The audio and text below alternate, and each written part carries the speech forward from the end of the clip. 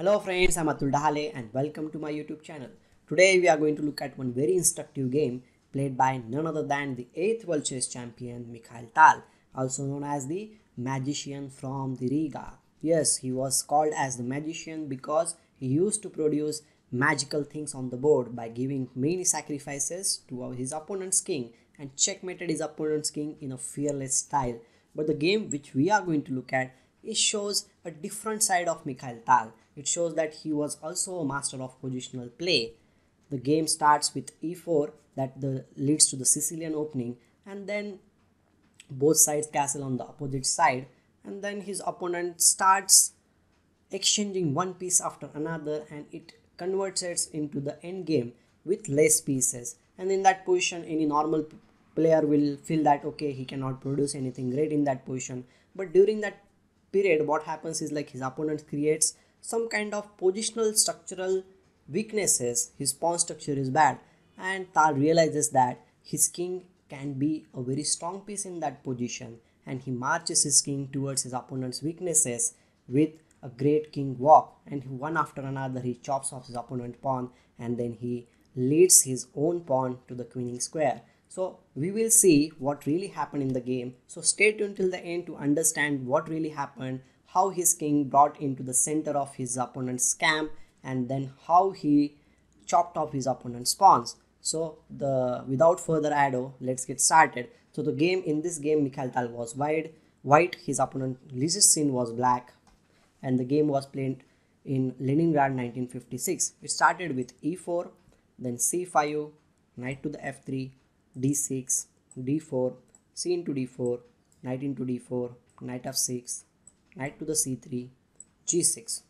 It can be a very famous opening, that is Sicilian dragon opening. But his opponent plays, Mikhail Tal plays f4 in this position, setting up a very small trap which is there in this opening. What is that trap? Well, in this position, the natural looking bishop g7 is a mistake because white can play e5, then after d into e5, d into e5, the knight will not have any satisfactory square, because if it goes to the g4 square thinking that this bishop is supporting the knight, then white has a very nice move, that is bishop to the b5 check. And now if bishop d7 is played, then obviously white can capture the knight because the bishop is pinned. And if the king goes to the f8 square, then you can see that the knight on d4 can jump to the e6 square and the d8 queen will be lost. So this is not a good idea from black side. And let's suppose if he goes to the d7 square also, then also white has a e6 which will disturb black's king side. So that is not something which black players want to do. So here black plays the correct move, that is knight to the c6, and Tal captures on c6, then b into c6, and he launches his pawn in the center of the board with e5 move. And here obviously d into e5 is not that great move because queen into d8, king into d8, and black will again lose the castling right. So black did not go for it. He played knight to the d7 in this position, and rightfully Tal captured the d6 pawn, and after e into d6, he played a very simple developing move with his bishop on c1, that is bishop to the e3. You can see that black's initial plan was to develop the bishop on g7 and castle, but in this position he cannot really do it comfortably because the pawn on d6 is a weakness and he cannot go to the g7 square. So he had to play bishop to the e7 in this position, and Tal plays queen to the f3, further attacking the c6 pawn and also making room for his king to go on the king side, queen side to castle. And his opponent plays d5, protecting the pawn on c6. Tal long castles. Black also in this position thinks that okay, he can castle, but before he does that, he plays bishop to the f6, trying to attack on this diagonal. So Tal understands that okay, his opponent's f6 bishop is a strong bishop and he needs to block it. So he plays bishop to the d4. Always pay attention to your opponent's threats. So he plays bishop to the d4, blocking this bishop. Now the c3 knight is well protected also, and bishop is restricted. So his opponent plays castle in this position, and now Tal realizes that he need to create something in this position. So he plays h4. Well, this h4 has the intention of playing h5 and then opening up the h file for his rook, as well as this queen on f3 can also join on h3 square. But you can see that the pawn on h4 is little bit unprotected because bishop and queen both are attacking the h4 pawn. Is this a mistake from Tal? Obviously not. Let's suppose what happens if black captures the pawn on h4. Then white has a very simple and nice move, that is queen to the h3. And now the bishop cannot really move, because if the bishop moves to the f6 square, then queen into h7 will lead to checkmate. So, and if even if he plays g5 in this position after g3, the bishop on h4 will be trapped. So that is not a good move from black side. So he did not go for it. He played rook to the b8, trying to attack the b2 pawn, creating his own counter chances. And he is also setting up a very nice trap. So in this position, if white just plays h5, then black has a very nice trap, that is bishop into d4, rook into d4, and a good move is queen to the b6, attacking d4 as well as the b2 pawn, and white cannot really defend everything. If he goes back, then queen into b2, and this position is not good for white. So obviously Tal understands what his opponent is trying to play, and instead of playing h5, he plays queen to the f2. Now in this position, his opponent again attacks the d4 bishop, and finally he captures on f6, knight into f6. And now in this position, Tal plays a3, trying to dislodge this rook from this square, and also he is also trying to play h5 after the rook moves back. So his opponent understands that okay, he needs to exchange more pieces in this board, because the queen on f2 can be a vital piece in this position. So he plays queen to the b6 in this position, and now he captures the queen because it is almost forced. So after rook into b6, now it's the time to understand what really needs to be done, because now this game is leading to the end game. Now you can see that black's pawn structure is little bit bad, because these pawns are a little bit weak, and the pawn on a7 is isolated, the c6 pawn is a backward pawn, there is no other pawn which can support the pawn, and there are some holes on c5 and d4. So what to do in this position? Well, Tal understands these concepts, and he plays knight to the a4, going towards the c5 square, and also controlling black's play with this pawn and attacking the rook. So he plays rook to the b7 in this position. Now he plays bishop to the d3, simply developing the bishop which was not developed until now. So black plays knight to the h5, attacking the pawn on f4, and also threatening at some point knight to the g3. So to support the pawn on f4, Tal plays rook h f1. Now the pawn is supported, and he is also threatening to play f5. Now his opponent just brings the rook on the only open file in this position. Now you will say that okay, what is really happening? White is not having any breakthroughs or something, but Tal finds a way to deal with this position. He understands that his opponent's pieces are a little bit awkwardly placed, means the bishop is not yet developed, and he needs to take advantage of this thing because his pieces are already developed. So he plays f5 in this position, trying to create some chances, because now if his opponent captures the pawn on f5, then the structure will still be bad, because even if this happens, the structure will be still bad, and his opponent cannot go for this exactly. Okay, the pawn on f5 can be captured with the pawn, and white cannot really capture the pawn with bishop into f5, because that will be a huge mistake, because black has a very nice move, that is knight g3, attacking the f5 as well as the rook on f1, and he will lose the piece. So that is not something which Tal had prepared. He prepared to play rook f e1.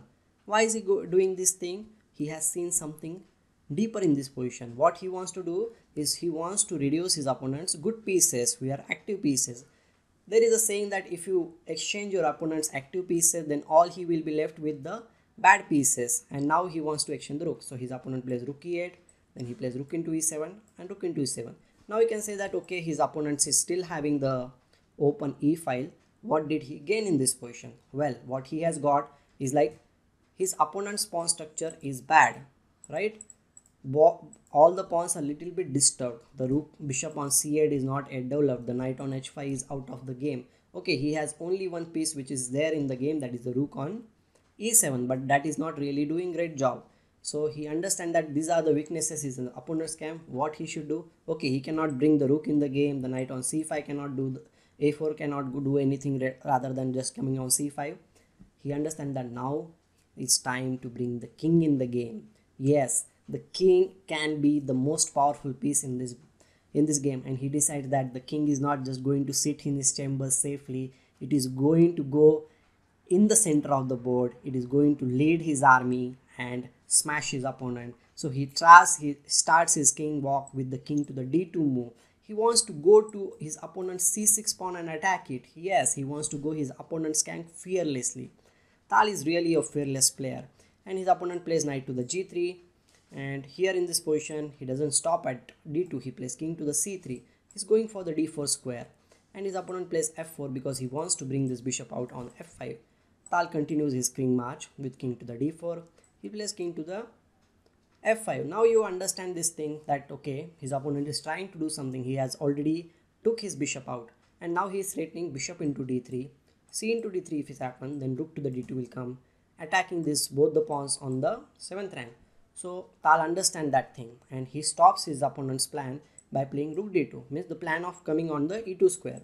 Okay, in this position he plays rook to the e6, support the pawn on c6, and also he's going to capture the h4 pawn which is completely isolated in this position. So after rook e6, what to do? Well, he understands that the knight on a4 is not doing that great. It needs to be brought in the game. So he plays knight to the c5. This is called as the worst piece rule. You always try to develop your worst piece rule, then your position will automatically be improved. So his opponent plays rook to the h6, trying to get the pawn on h4. But here Tal neglects everything because what he wanted to do, he wants to attack the pawn on c6. So he goes for it with the king e5 move. Now the bishop on f5 and as well as the pawn on f4 are being attacked. So he plays bishop into d3, c into d3 to control the e4 square. The pawn should be on d3 square. It is a good move. And his opponent captures the pawn on h4, thinking that okay, even if Tal plays this move, he has rook h6 check and the pawn on c6 will be protected. But Tal did not just wanted to capture the pawn on c6. He wanted to go to another pawn. He changes his target and plays king to the c7. And it is like truly like the character in the Game of Thrones, like that Jon Snow, the king in the north kind of a thing. He is going towards the north now and he is going to win now. Lonely, please. Then his opponent plays knight to the f5. And I will tell you that if you really looked at this video till now and if you like this video, then do comment in the comment section the king in the north. Okay, so after knight f5 he plays king to the b7, attacking the pawn on a7. Now in this position his opponent plays knight to the d4. He wants to place his knight in the center of the board and also threatening something, because in this position if Tal goes for the pawn on a7, he will miss out on something else because he will be in trouble. His opponent will play rook to the h2. Now the pawn on g2 is pinned because the rook is not supported and the f3 is also threatened. Even if you play rook to the f2 in this position, the f3 move will come because the rook still not protected in this position and black will simply win the game because the pawn is going towards the queening square. So Tal understands what his opponent wants to do. Always pay attention to your opponent's threats.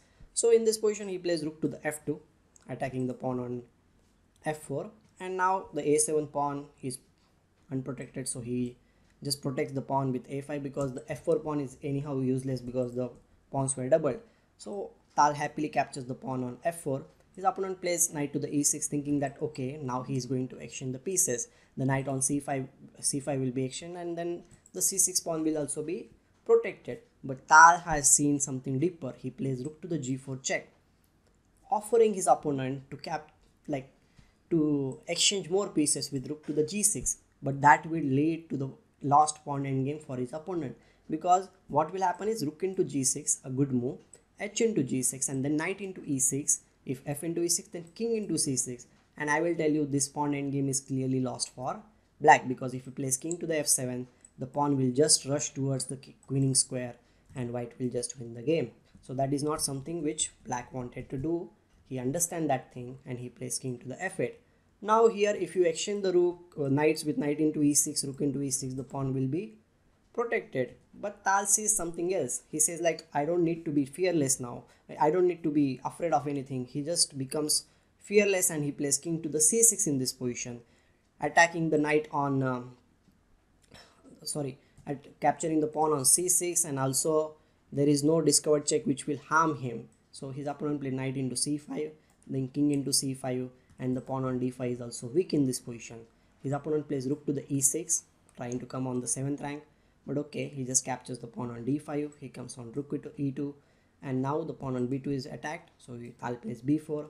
And now in this position this could have been a great position, but okay, after king to the d5 his opponent plays rook to the b6, attacking the pawn on b2. Then he plays b4, not giving up the pawn, and after a into b4, this position is clearly winning for white. This is just a simple technical win which Tal converts very easily. He plays his opponent plays king e7, trying to come in front of the pawn, And Tal plays king to the c5, his opponent plays rook to the f6. And now what to do? Yes, we need to understand what our opponent wants to do. He wants to come in front of our pawn. So Tal understands that thing also, and he plays rook to the d4. Very nice technique in the end game, cutting off your opponent's king activity. Now the king on e7 no longer can come in white's pawn path, and it is just completely lost for him. He plays rook f5 check, then king to the b6, then rook f6 check, king to the c7, and now rook f5. Again the b5 pawn is cannot be proceed, but he can give this check, further moving black's king away from the main action. And now king c6. Now the pawn on b pawn is not going to stop. His opponent plays rook to the f2, trying to grab one more pawn, but he's not going to give that pawn. He plays g4, then h5. Black finally tries to create his own passed pawn.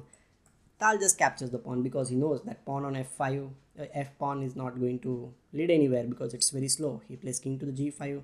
Now b5 comes, f5, and now he puts his rook behind the passed pawn, that is the b pawn, rook to the b4. That is a good strategy in the end game. This game Tal has played in a very flawless way. He plays f4, then b6 is played, f3, and after b7 his opponent just resigned. So just for the sake of clarity, we will see what really happening in the board. So rook to the c2 might be played, then king to the d5, then f2, then b8 is a queen. Look at, white is the one who is queening first, and he will be having the first check in the position. That is very decisive. After queen g3 check, if king to the h5, then rook h4 is almost a checkmate. And if he goes for something else, like maybe king to the f6, then queen to the g6 check, king e7, then rook b7 check, king d8, and this will surely lead to a checkmate here. And this is the very nice example of Tal demolishing his opponent in a great clinical fashion in the end game, taking his king as a big important weapon in the position, breaking through his opponent's all the central squares, and then grabbing his pawns and then winning this game. I really like this game in which the king walk comes into the king walks from d2, c3, d4, and then e5, bc, d6, c7, b7. It's really amazing. I hope you like this video and you will share with this video with your friends also. So if you are not subscribed to my channel till now, do subscribe to my channel. We will meet again. Till then, take care. Bye.